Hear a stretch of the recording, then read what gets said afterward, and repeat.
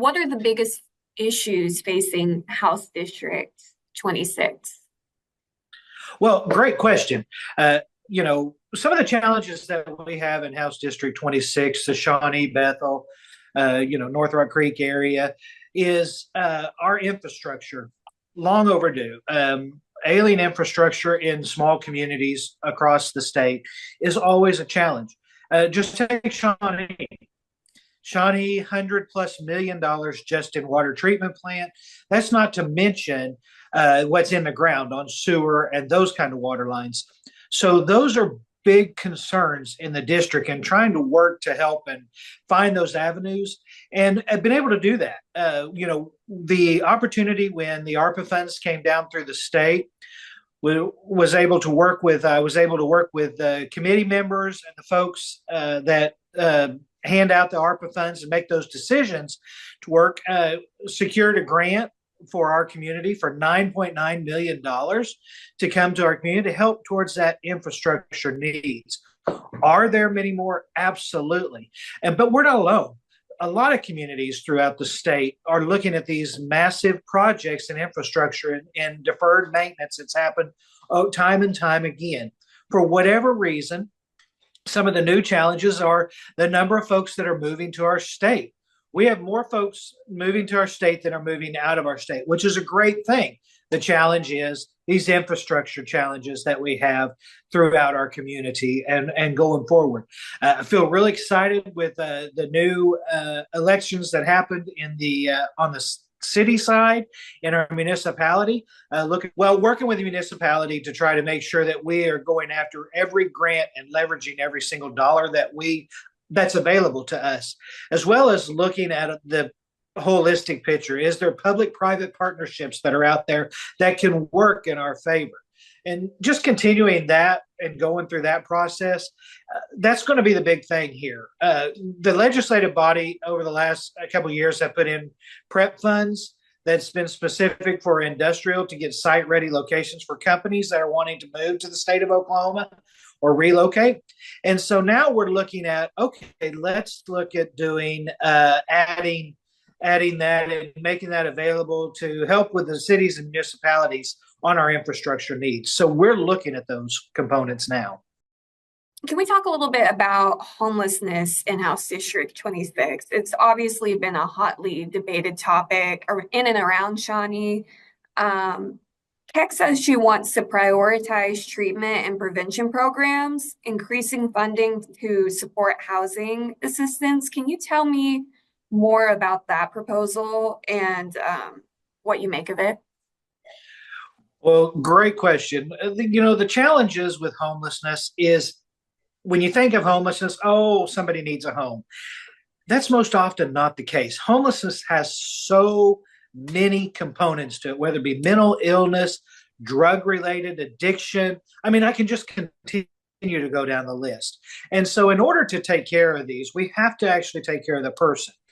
You'll hear me many a times, and I've said it many times, is in order to take care of homelessness, we have to treat the homeless like we would our child. Meaning, we have to incorporate them, get them in, and teach them the rights and the wrongs because they have failed in some of those areas. And that's not by their own accord. It's the challenges of which they've found themselves in right there. So we need to make sure that we have hand up programs and not hand out programs. And unfortunately, it falls back onto the municipality or the state government. Everybody wants to go back to that side. It's not a government core function. That's where we need to make sure that our nonprofits and our churches really are stepping up to the plate to do what they can do best. Because government does not fix homelessness. It's not able, it's not tooled up, it's not a possibility. So we need to get out of the mindset that government is going to fix homelessness. So by looking at the actual individual and figuring out an assessment of what their needs are, that's what we need to look at. The legislature passed in this last cycle $12.5 million that's going out through the counties to deal specifically with mental illness. Is that enough? Absolutely not. Is it a start? Absolutely. So let's start looking at these and making sure that we have those availability of what those programs look like and the right folks to deal with the situation. We talk about, when you talk about homeless, you always hear people, oh, we need to talk about low income housing and affordable housing. Those are always components that are going to be. Shawnee is not alone in that. Shawnee does have a large number of homeless folks in there. And I think some of that is because we have an open arm community that's like, oh, come here, we're going to help you.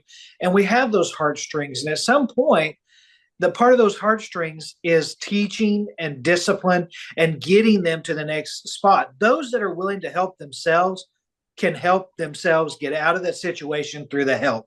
Those that want that lifestyle, what do you do? That's the challenges that we face. And you have that mix here as well as everywhere in the state. And just working through that and figuring out where that avenue is. And sometimes it's multiple issues, whether it be mental health, drug addiction, lost my job, all those kind of things.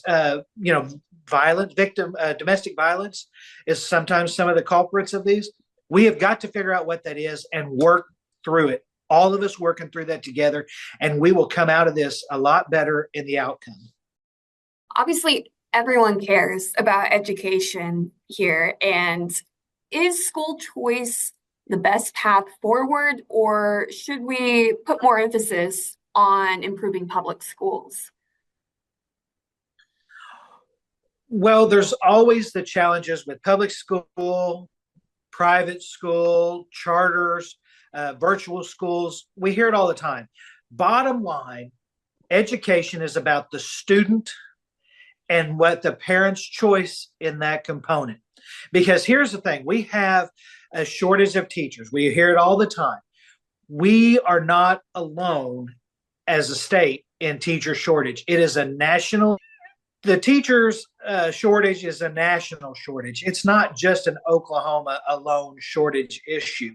We have emergency certification to help transition between that. We've started programs that'll help bolster them to come on in and get their certification.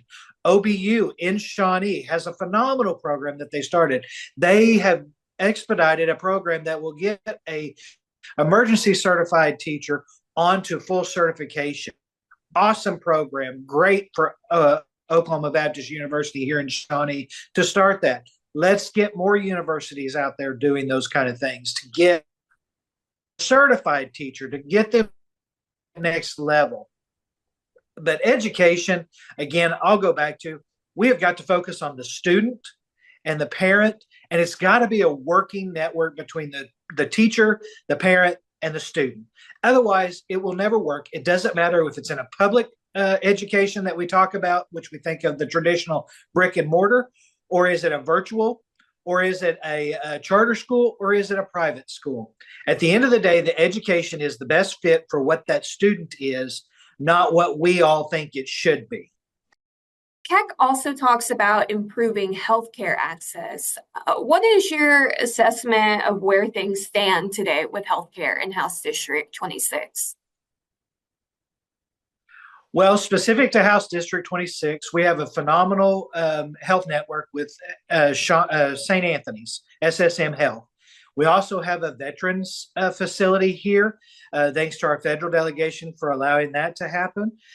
So we have a lot of great things here. Is healthcare a challenge? It is for every single person. Whether you're fortunate enough to have healthcare provided from your employer, or you're subsidizing and paying for it yourself, or you're just flat on Medicare, Medicaid, or those kind of things. We need to make sure that you're getting taken care of. And that's the utmost importance for our SSM Health here in Shawnee and continuing access.